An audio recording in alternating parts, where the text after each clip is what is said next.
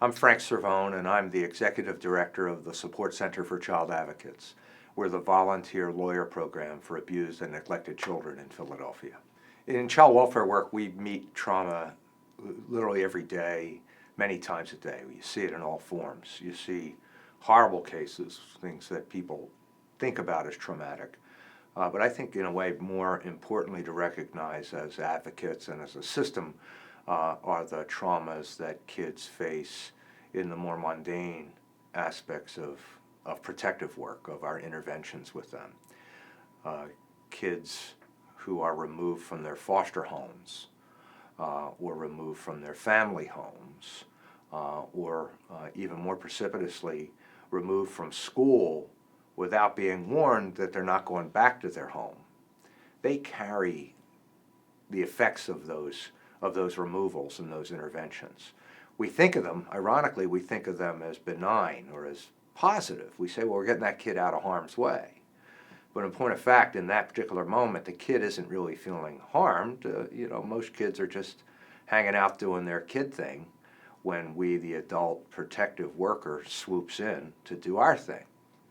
And next thing you know, that child's in a different place that he wasn't expecting. So I often think of a kid named Matt, I'll call him. And I first met Matt when he was about 10 years old. And I knew his therapist. And just through some inadvertent contact, I came to have a conversation with his therapist about this boy. I had not represented him or been involved in any other way. And I had had this brief conversation with the boy, and then later the therapist said, do you know anything about him? Did he share anything? I said, no, not at all. We just talked about lunch and having a hamburger. He said, well, Matt was removed from foster homes 3 times in his life. He had been abandoned by his mom when he was 6. He was in the hospital for some form of treatment, and she never came back to get him. So he goes into foster care. And over those several years, he got him placed in care and then got removed because of his behaviors. The way he got removed was just, in a way, normal, sadly normal. A social worker came to his school and said, Matt, you're not going home to that place today. You're going to another place. So he didn't get to even pack. He didn't get to say goodbye. He didn't get to prepare emotionally for the leaving. And then he has to meet this new family. And we do this all the time. We think that that sort of intervention, that move, is benign. We think, well, the child's just going to be fine. He'll be okay. We'll sit him in front of a TV. We'll give him a piece of pizza. And, by the morning, he'll be just fine. I lost track of Matt for a bunch of years and then got a call. I think he was 15. He was in high school as a freshman or a sophomore. But I got a call because he had been found setting fires in the bathroom of his high school. He became a fire setter. These are some of the most deeply disturbed kids. And still, he didn't look disturbed in any way, smiling, friendly. But I had to think that he was acting out of the trauma that he experienced, the loss that he experienced, that he had never gotten over. The initial abandonment, or all of those times that we, his protectors, had moved him around. When I think of trauma in child welfare, I immediately often go back to the movie The Blind Side about the NFL player named Michael Orr and his history of living with a family and his early history of having been raised by an addicted mom. And I remember that little scene in the movie, just presented as a flashback by Michael, remembering when he, as a little boy, had been removed from his mom. And the scene is from the back window of whatever car he was in, the social worker's car or police car, and he's screaming, banging on the window because he's been taken from that place. And of course, the movie depicts what was undoubtedly real in his life, that he had to relive that leave-taking, that traumatic moment. He relived that over and over and over again. And I gotta think, that's the type of event that happens every day. sometimes many times a day in our child welfare work. We step in, we think we're doing the right thing, when in fact, though we probably are in the particular moment of the need, whatever the threat is or the underlying problem or the case that has been built up over time. But then it comes to the child and we treat him as little more than a potted plant. We put him on the back seat and drive over to a new place and open the back door, and out he's supposed to go, on with his life. Well, I often think of one of my favorite clients, a young woman I worked with for many years named Khadidra. And Khadidra came to us as a gunshot victim. I got a call one afternoon that there was this young girl at Children's Hospital, a victim of a gunshot, when during the initial first stages of the investigation, it came to be known that she had earlier in her life disclosed that she had been sexually abused. And so that made it our kind of a case. And it became a story of tremendous recovery and heroism on this young woman's part. It became a story as well of great teamwork by dozens, perhaps over the years, hundreds of professionals, as I recall, because I kept track of all the people who were the contact points. I became kind of a case manager in the case. And my list of contacts is pages long from dozens of agencies. The collaborative aspect of this kind of work just cannot be overstated, and hers is such a great example. The shooting occurred in its own terrible way. She watched her mother being shot to death, and then the fellow in a robbery of sorts turned the gun on Khadidra. Very deliberately, volitionally stopped while she was screaming horribly at what had just occurred to her mom, drags her out in the street, actually, and pulls the trigger. That gunshot literally exploded her, essentially the midsection of her body. She became known as a miracle child at the Children's Hospital of Philadelphia, where they put her back together. And she was shot, I think she was about 16. She lived for another 15 years. Sadly, died last year, ultimately succumbing to the challenges of taking nutrition in liquid form and infections and so many other things. Her story really is it's a tremendous story of both the horrors of trauma and the recovery that one has to go through. Early on, we met Dr. Sandy Bloom and her team in the Sanctuary program, and Khadidra was, I think, one of the early students and patients of that program. Sandy helped us to understand that we had to sequence her recovery in a way. We couldn't do it all at once. She came to us addicted to street drugs. She came to us with a story that began, in notable ways, being sexually abused when she was 8 by her dad, using street drugs when she was 11, and so much else. And then, of course, this gunshot. And so after she got released from Children's, from the physical injuries, she went into an intensive behavioral health program, all the while still dealing with this classic kind of medical issue. And through that program of intensive treatment, she was able to get in touch with her demons, which she came to talk about, she spoke about publicly. She became a good friend of all of us who were trying to make trauma-based recovery happen in Philadelphia. In both our case management and advocacy work and in our training work, we're trying to introduce and invite others to introduce trauma-focused care in all aspects of practice. We early on learned that one has to ask different kinds of questions.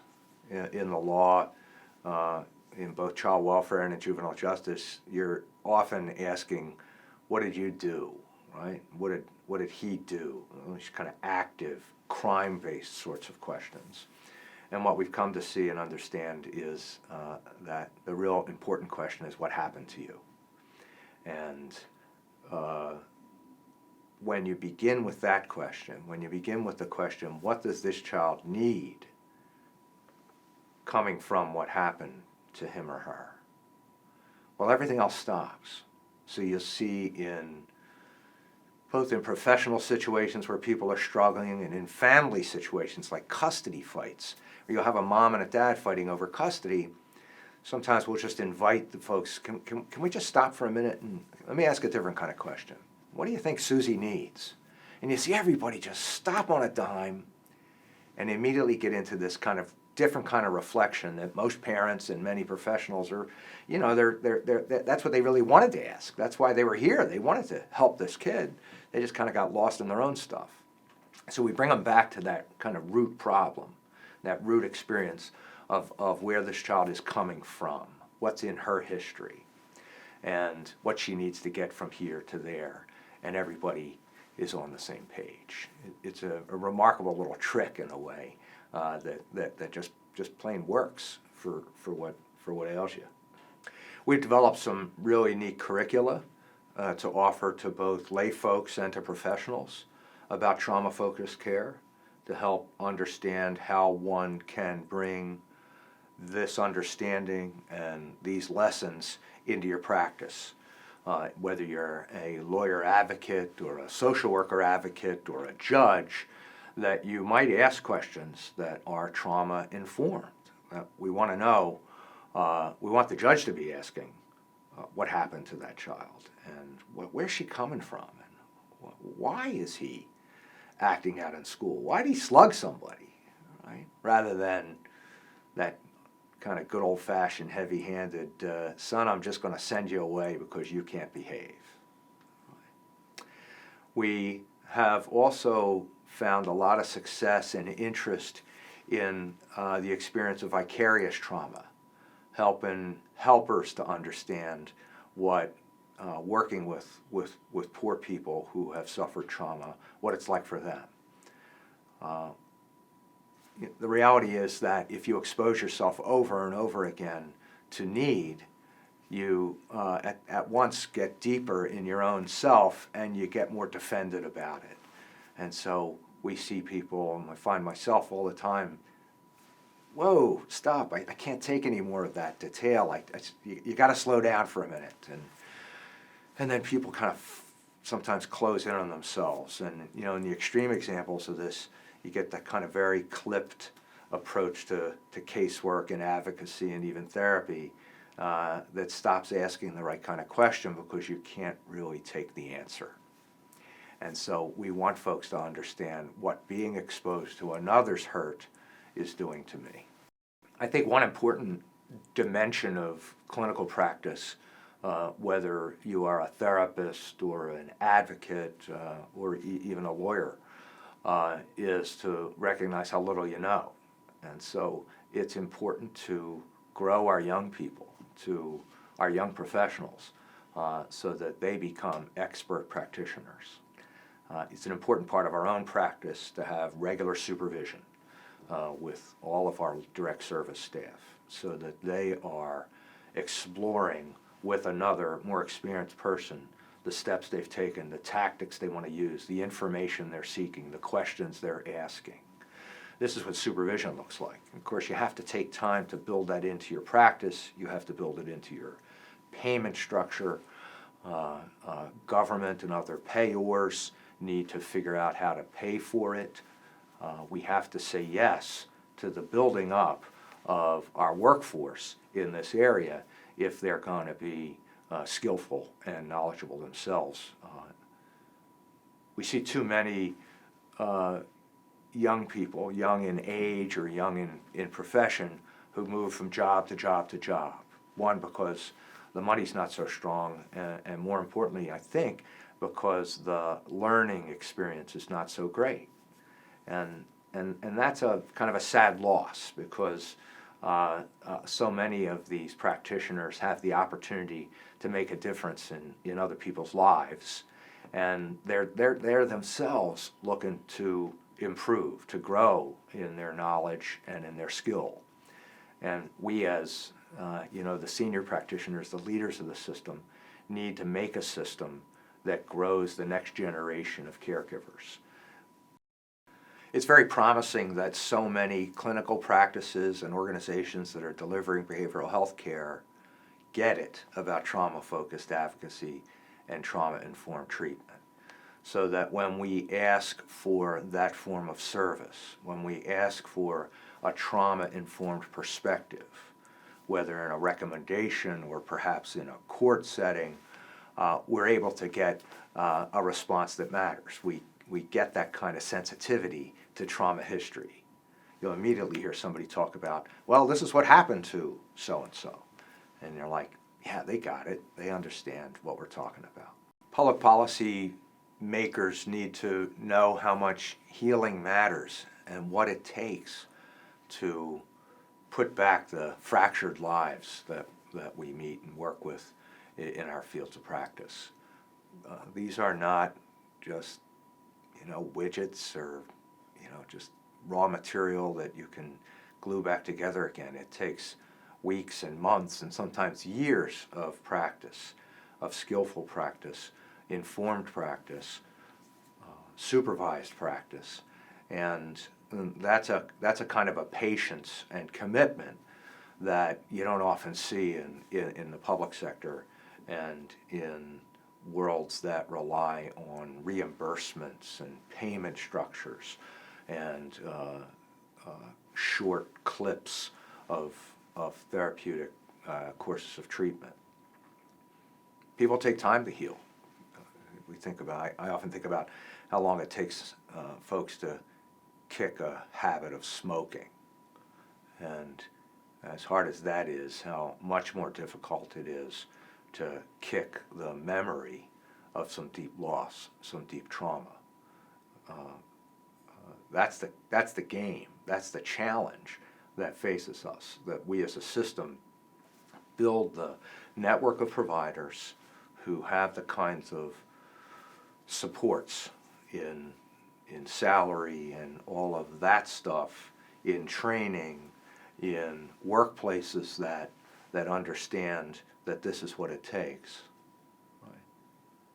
And then we need to push that model of service out into the community. It has to be available where people are. So it just doesn't work to have kids and families and other people who've been hurt waiting months to get into treatment. Of course, their own psyche continues to erode, their development can be arrested, they're not engaging their world in a fruitful way. And if you're not moving forward, of course, you're moving back. I think this is a community that has an opportunity to step up because so many people understand this is what it takes. And yet we're such a poor community, we're so in need of resources that it's going to take strong leadership to make that happen.